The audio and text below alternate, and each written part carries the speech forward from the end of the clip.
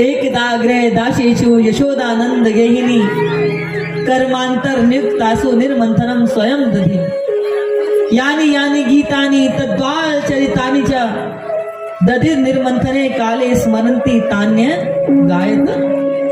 बंधुओं, यशोदा मैया के घर में अनेकों दास दासियां थी। 9 लाख से अधिक गैया उनके द्वार पे थी। घर के सारे काम काज कोई भी करे, परंतु अपने लाला के लिए तीनों छाक ताजा मक्खन निकाल करके यशोदा मैया स्वयं खिलाती थी। हमारे यहाँ कहते थे कि अपने बालकों की सेवा स्वयं करनी चाहिए। और यशोदा मैया सुबह दोपहर शाम को तीनों छाक लाला को मटकी में से ताजा मक्खन निकाल के खिलाते थे। तो एक दिन यशोदा मैया ने देखो कि लाला सो रहे हैं, ये सो के उठे, वाते पहले वो उनके लिए मक्खन निकालवे लगी। यानी यानी गीतानि तद्वाल चरितानि च दधे निर्मंथने काले स्मरंती तान्य गायता। और जब जीव मन वचन कर्म से केवल भगवान को भजता है बंधुओं, तो मेरे ठाकुर जी कैसे विश्राम करते रह सकते थे। अब कन्हैया आंखें मलते मलते उठ गए और थोड़ा थोड़ा चलना सीख लिया है, तो गिरते पड़ते मैया की मथानी को जाके पकड़ लिया। अपनी आंखों को मल लिया था तो सारा आंख का काजल गाल पर फैल गया था। मैया हंसने लगी, देखिए तो सही कैसे जगन्नाथ भगवान की तरह दिखाई दे रहे हैं। कन्हैया बोले, मैया मोको भूख लगी है, अभई लंगो या मटकी का मक्खन अभई लंगो। मैया बोली, भैया मक्खन तो भी निकलो ही ना है, मक्खन कहाँ दे दे। बोले, नहीं मैया, मैं तो यही मटकी को लंगो और अभई लंगो। मैया समझ गई कि कोई भूख भूख ना लगी आको, बाल हट है। सो मैया बोली, ला तोको मैं अपनो दूध पिला लो। कन्हैया बोले, नहीं मैया, मैं तो यही मटकी को मक्खन लंगो और अभई लंगो। अब मैया बोली, लाला तू जैसे जैसे बड़ो होतो जा रहा वैसे वैसे जिद्दी होतो जा रहा है, ना देरी तोको मक्खन, बता क्या करेगा। कन्हैया बोले, मैया मक्खन तो तोको मुझको देना ही पड़ेगा। बोले, क्यों। बोले, मैया यदि तू मक्खन मुझको ना देवेगी ना, तो मैं जो है तो पे अपनी वेणु चोटी नाय गुथवाऊंगा। मैया बोली, मत गुथवाइयो, हम तो बलराम की चोटी बनाई लेंगे। कन्हैया बोले, मैया पे तो हर कोई बात को असर ही ना है रो। तो कन्हैया बोले, मैया मैं तो मटकी को मक्खन लंगो, यही लंगो, अभी लंगो, अभी लंगो, अभी लंगो। तभी मैया ने देखी आकाश में कहा है। कन्हैया बोले, मैया कहा है। मैया बोली, देख चंदा मामा है।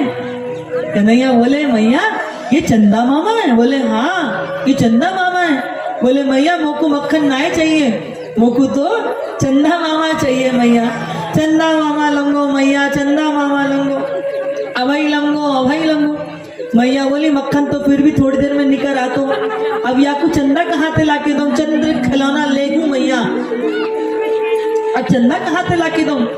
अब तो कन्हैया पूरे आंगन में धूल धूसरित होते हुए पड़े, इधर से उधर लगते फिरे।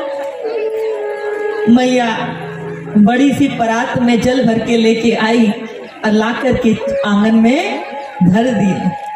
चंदा का प्रतिबिंब वह पानी की परात में आएगा। मैया बोली, देख कन्हैया चंदा मामा आ गए। कन्हैया बड़े खुश हुए, मैया चंदा मामा आ गए।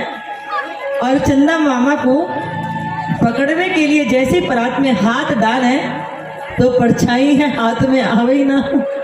बोले, मैया तुम वो को पागल बना रही है, ये तो हाथ में ही ना आ रहे। मैया चंद्रमा लंगो, चंदा लंगो, चंदा लंगो।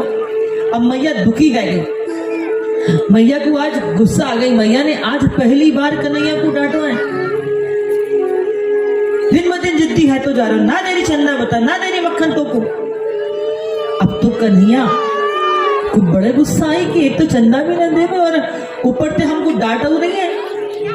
कन्हैया दीवार पे टेक लगा के खड़े हो गए और क्या कह रहे हैं, हे बूढ़ी मैया चंदा देवेगी कि ना देवेगी। मैया बोली, बताओ अभी तो ये एक हाथ को भयो है तो हमको बूढ़ी कह रहा है, जे आगे का हाल करेगा। अब तो मैया को भी गुस्सा आ गई। बोले, दारी के तो कुछ कोई चंदा बंदा नहीं दूंगी मैं, आयो बड़ो बुढ़िया कहवे वारो। कन्हैया बोले, मैया हमारे पास एक ऐसी बात है कि तो को हमको चंदा देना ही पड़ेगा। मैया बोली कहा करेगा? बोले कल हम पंचायत लगावेंगे और वह भरी पंचायत में कह देंगे कि आज से केवल हम नंद बाबा के ही लाला हैं, यशोदा मैया को हम पे कोई अधिकार ना है। जैसी मैया ने सुनी बंधु आंखों से अश्रुपात होने लगा कि नन्हे सा या लाला के अंदर ऐसी बड़ी बड़ी बातें कहाँ थे। हमें गोदी में ले ली अपने लाला को और फिर कह रही है कन्हैया मोको तो ऐसा लगे कि तू बड़ो है वो है, अब तो जल्दी तेरो ब्याह करना पड़ेगा, तेरे लिए अच्छी सी बहू लानी पड़ेगी। मैया हमको मक्खन ना चाहिए, चंदा ना चाहिए, हमको तो बहू चाहिए मैया, बहू चाहिए मैया, अब ही चाहिए, अब ही चाहिए।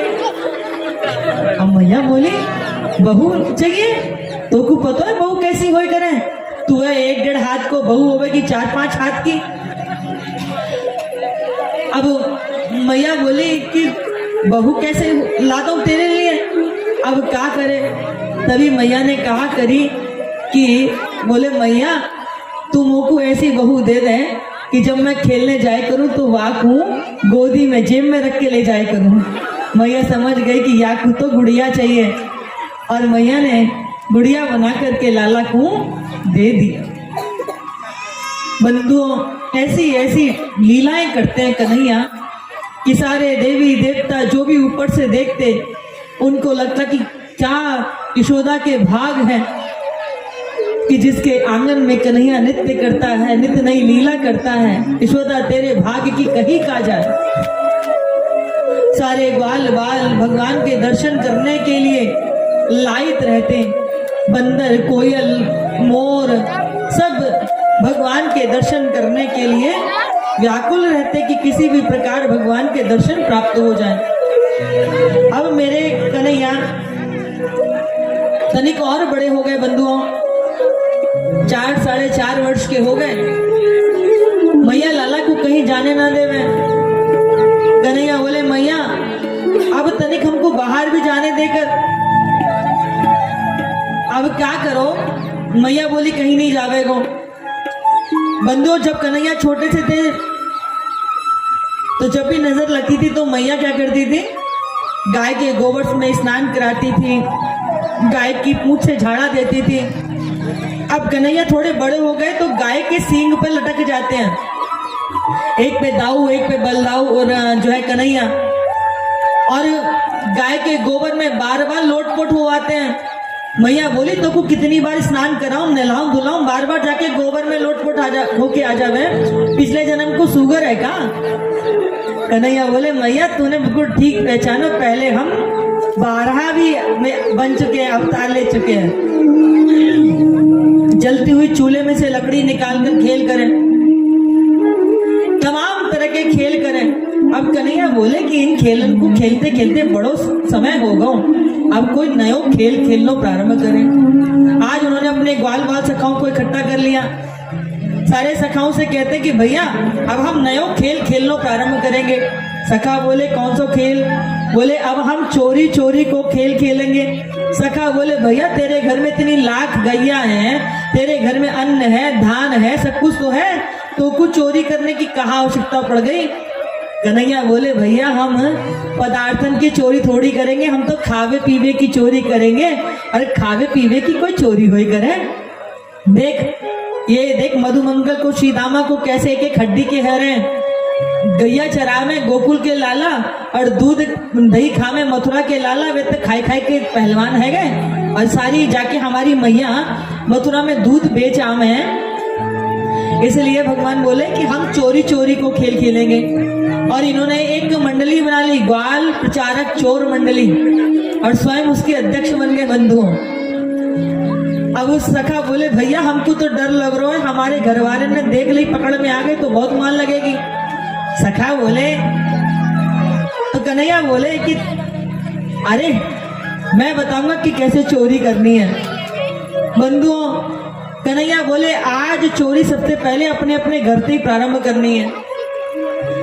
अब कोई चोरी करते पकड़ो गयो, कहीं की मैया ने देख लियो, कहीं के बाबा ने देख लियो, खूब उनके गाल और पीठ लाल भाई। इधर कन्हैया भी अपने घर में चोरी करने के लिए जैसे ही मटकी में हाथ डालो तैसे ही मैया ने पकड़ लियो।